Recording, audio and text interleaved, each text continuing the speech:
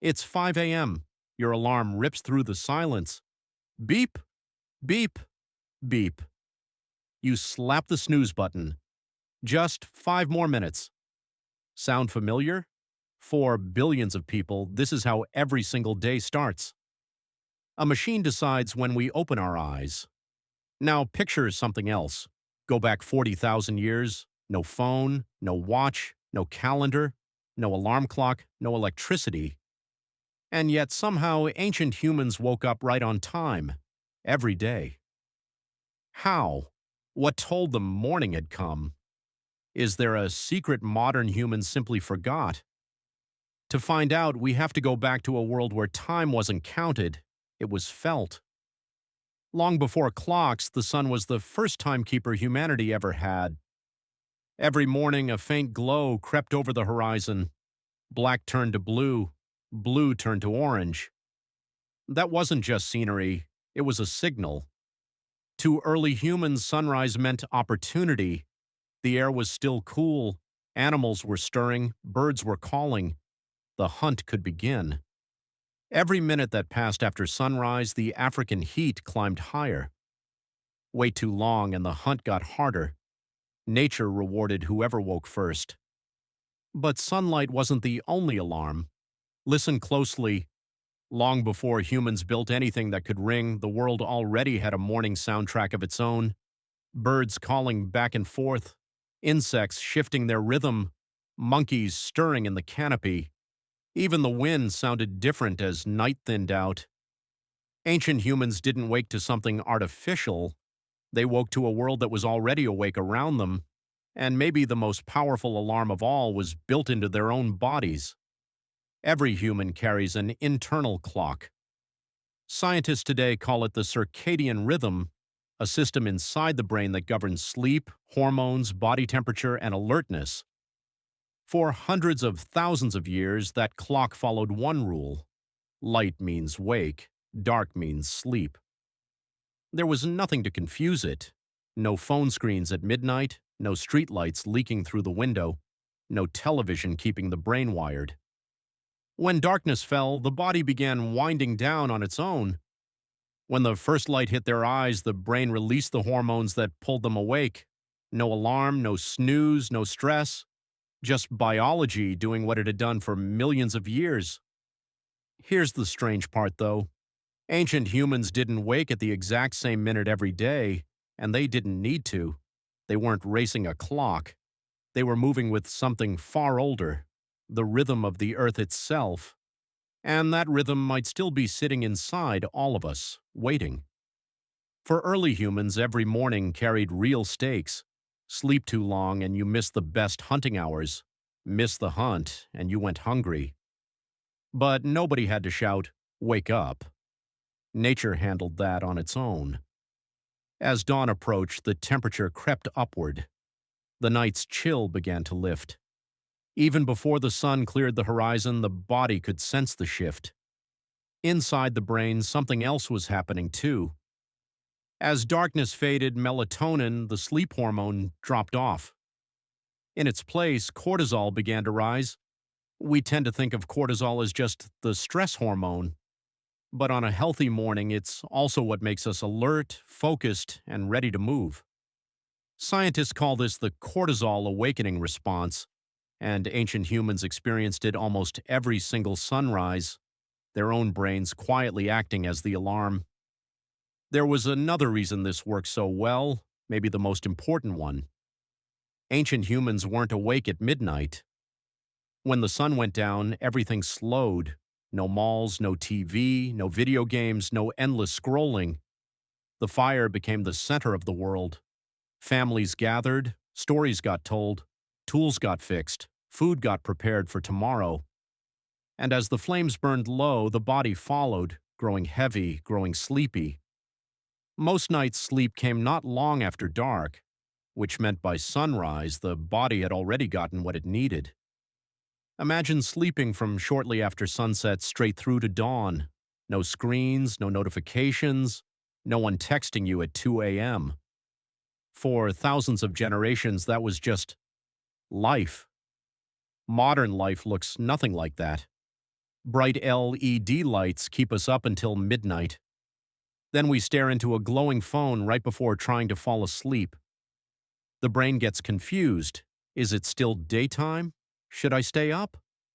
We now know blue light delays melatonin release, making it harder to drift off. Ancient humans never had that problem. When the sun went down, night actually became night. And when morning came, the body was already primed to wake up naturally. But maybe the biggest difference wasn't biology at all. It was purpose. Ancient humans didn't wake up because a machine forced them to. They woke up because life was waiting. Fresh tracks, ripe fruit, a river to reach, weather that could shift at any moment. Every sunrise was another shot at survival. And when survival depends on today, nobody needs a snooze button. You just wake up. But what happened when the clouds rolled in for days? Or in the dead of winter, when sunrise came late? How did they know it was really time to start the day? The answer might surprise you. Imagine waking up with absolutely no idea what time it is. No clock, no phone, not even a calendar.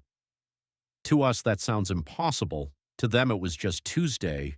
Because they didn't build their lives around hours, they built them around nature.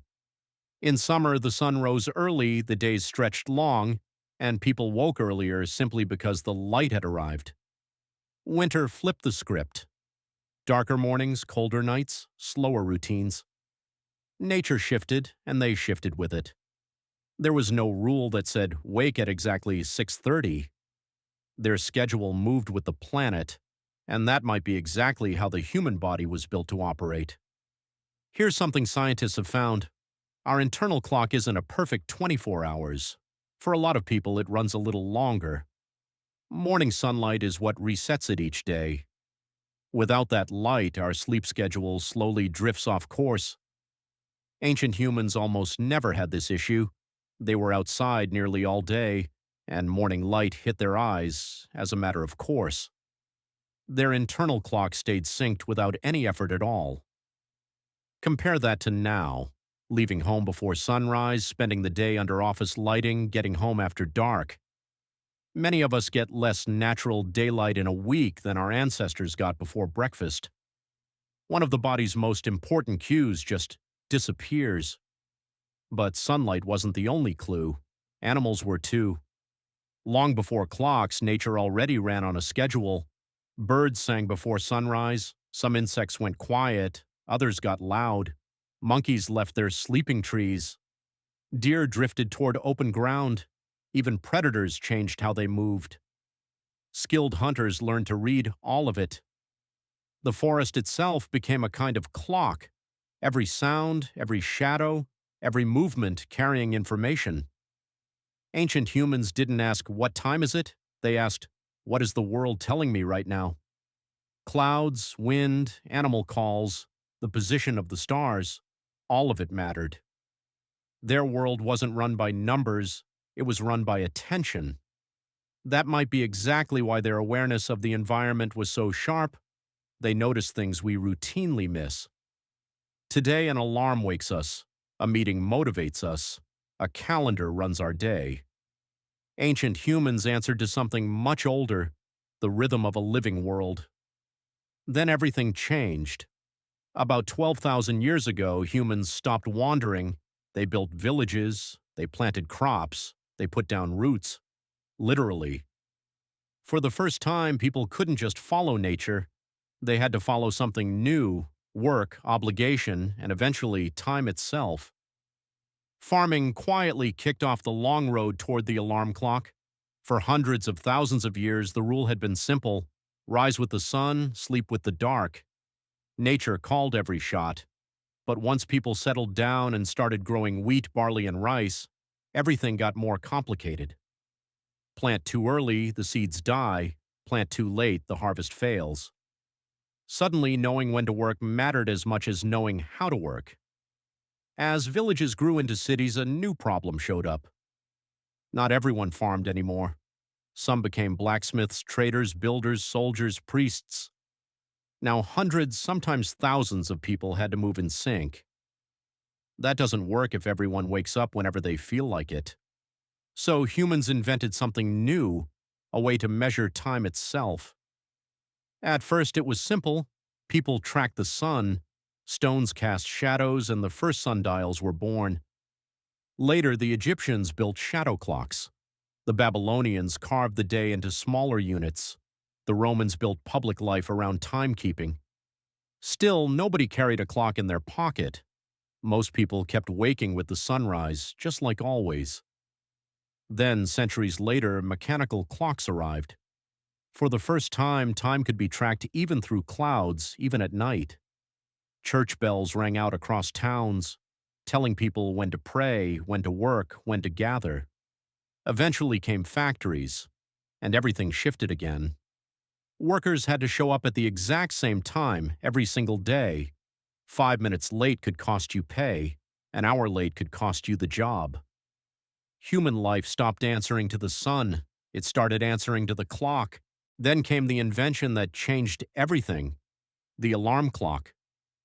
People no longer woke because their bodies were ready.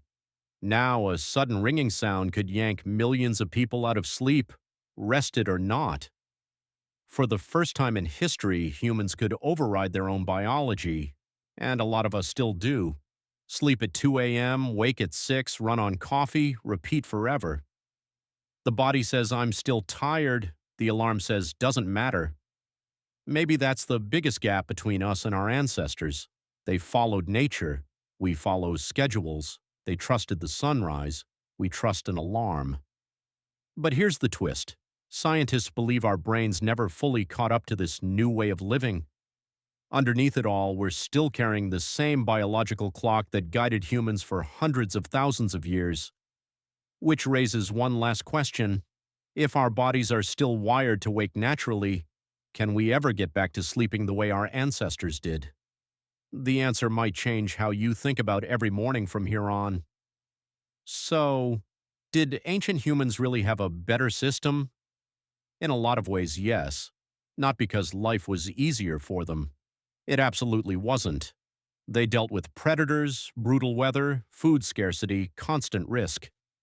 But when it came to sleep, they had one huge advantage. They lived in sync with the natural world. Their mornings started with light, not noise. Their nights ended with darkness, not a scrolling feed. Their bodies followed a rhythm shaped over millions of years, a rhythm that's still running inside every one of us. The circadian rhythm doesn't know what Monday is. It doesn't understand deadlines or time zones. It only responds to light, darkness, and time, the same signals that once guided our ancestors. Now we've buried those signals under artificial light, glowing screens, and cities that never go dark. Midnight starts to feel like evening. Morning feels like the middle of the night.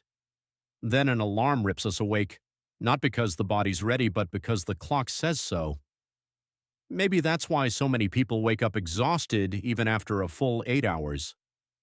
Ancient humans didn't necessarily sleep longer. They just tended to sleep at the right time. Science is now catching up to what nature already knew. Get morning sunlight, dim the lights before bed, keep a consistent schedule, move your body during the day. Small habits that let your internal clock do the job it was built for. The fix isn't a better alarm clock, it's better alignment with your own biology. Of course, modern life isn't disappearing. Most of us can't just wake with the sunrise.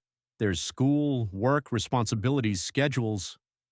The alarm clock isn't going anywhere, but maybe there's still something worth borrowing from the people who lived before it existed. Maybe the goal isn't ditching the alarm. Maybe it's making the alarm less necessary by getting your sleep back in step with your body's own rhythm. Because for hundreds of thousands of years, humans woke up without buzzing phones, digital clocks, or snooze buttons, and the species did just fine. Not because of better technology, but because they listened to the oldest clock there is, the one nature built into the human brain. So tomorrow, when your alarm goes off, ask yourself one thing. Is it waking you up, or interrupting the way your body was already trying to wake up on its own? The answer might change the way you think about mornings for good, If you enjoyed this look into how ancient humans actually lived, hit like and subscribe for more on ancient history, human evolution, and the science hiding behind everyday life. And let us know in the comments, could you go one full week without an alarm clock? Thanks for watching. See you in the next one.